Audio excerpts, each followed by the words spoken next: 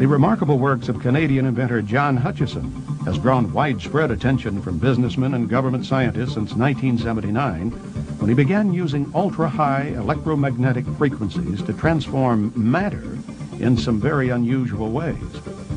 It has come to be known as the Hutchison effect.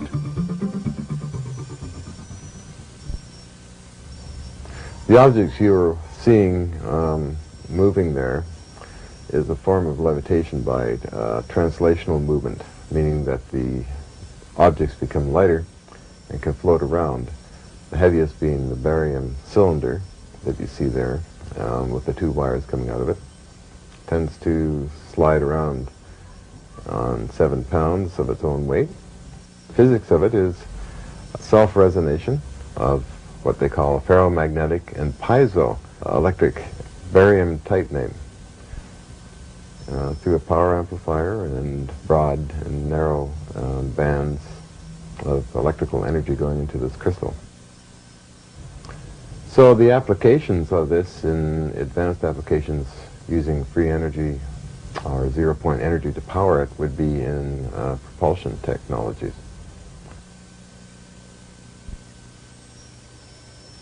This is a crystal converter unit that I made about a year ago to see if the principle worked, and indeed it seems to work to this day. The principles involve the Casimir effect and space charge type of barrier technology in semiconductors, and a jitter activity called zero-point energy that goes through time and space. The idea is to get the material inside this to interface with the jittering action of zero-point energy. And moving on to what they may look like inside, I actually bring out a piece here of this material, of common minerals and that, produced in a special way, and I take a reading here. And I should be getting a higher reading. I had a hot spot somewhere on here. I have here almost a half a volt, as you can see. As one can see, there's no batteries in this or anything else except this crystalline material with different configurations. And this is a steady state. It's always that, and has been tested up to a year's time and under stress tests also. So, which made me decide to then, of course, mount the same material in cylinders. Different cylinders, of course, there are different mixes in there, and I found that that some of the cylinders are not as powerful as this material here, or this very tiny one here. Actually, this has more power than this large artillery shell unit here. And what I want to do, of course, is to demonstrate it in the sense of it making actual power. That means to turn a small motor. Okay, I'm attaching this to the base here, another lead to the top, and it should spin, which it does. So yeah, basically, this kind of material powering motors. Of course, it's a very small motor at this time, but scaled up in larger amounts of material can power up to several horsepower if needed. Hutchison hopes his simple shake-and-bake method of producing these crystal energy converters will attract investors who can see the potential of permanent batteries which never need charging. Non-toxic, that will interface with zero-point energy in space and time. Hutchison's more dramatic experiments border on the paranormal and have generated more than just a passing interest from U.S. military research labs. We've had about 750 demonstrations of levitations, translational movements, metallurgical samples falling apart, changing into transmuted unknown metals. Quite a variety of obscure types of effects, wood impregnated into metals, other objects in metals, monopole magnetic fields written up in many journals. Quite a host, or a Pandora's box, of different types of effects on the outer edge of the scientific community. In this remarkable series of video clips shot by Hutchison, we see what happens when he fine-tunes the electromagnetic frequencies aimed at target objects in his garage.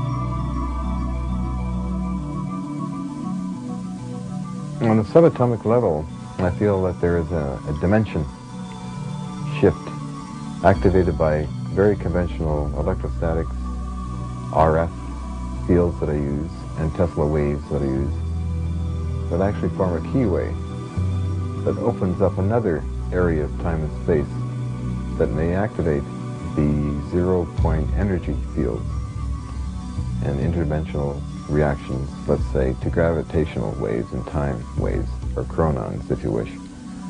Perhaps we're dealing in chronons and gravitons, which are maybe particles, and somehow causing a distortion, which causes objects to simply break apart or pulsate in the center of stainless steel bars and fall apart, or to become weightless.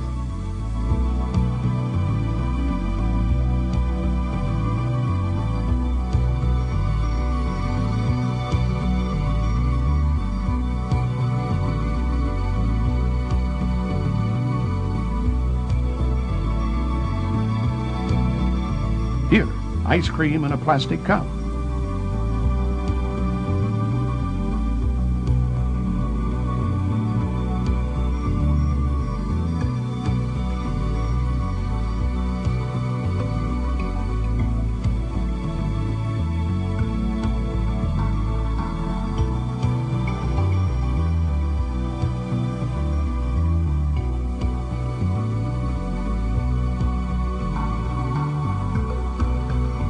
Finally, a 70-pound cannonball.